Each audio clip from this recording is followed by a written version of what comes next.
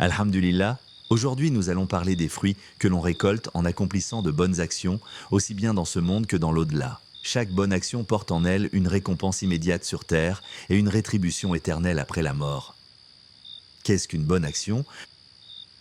Une bonne action est tout acte ou parole qu'Allah agrée. Cela inclut les actions du cœur et celles des membres. Toutefois, pour être acceptée, une action doit remplir deux conditions essentielles. La sincérité, elle doit être accomplie exclusivement pour Allah, avec une intention pure. La conformité à la sunna, l'action doit être en accord avec les enseignements du prophète. Le prophète a dit, quand le fils d'Adam meurt, ses œuvres s'arrêtent, sauf dans trois cas. Une aumône continue, une science bénéfique laissée derrière lui, ou un enfant pieux qui prie pour lui, rapporté par Muslim.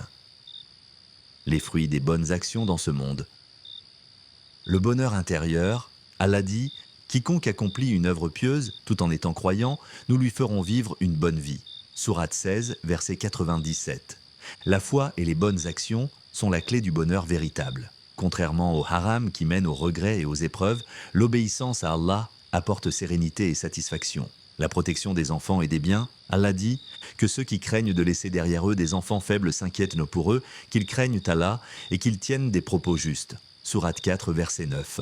La piété d'une personne peut être une cause de protection et de bénédiction pour sa descendance. L'éloignement des soucis, nous vivons dans un monde d'épreuves, mais Allah soutient ceux qui s'accrochent à lui. Le prophète a dit, tous les prophètes se hâtaient vers les bonnes actions, ils invoquaient Allah avec espoir et crainte.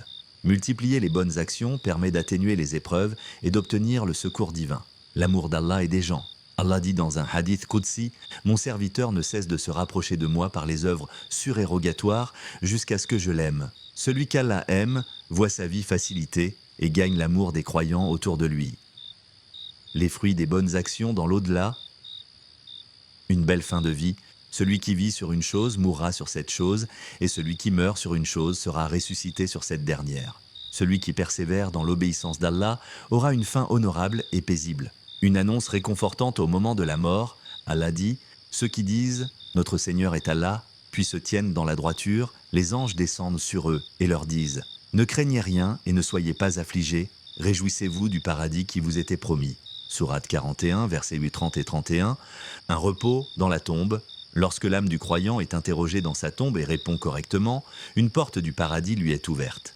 Il voit sa place et ressent une immense tranquillité. Le paradis est la plus grande récompense, voir Allah. Allah dit dans un hadith Qudsi, « J'ai préparé pour mes serviteurs pieux ce qu'aucun œil n'a vu, ce qu'aucune oreille n'a entendu et ce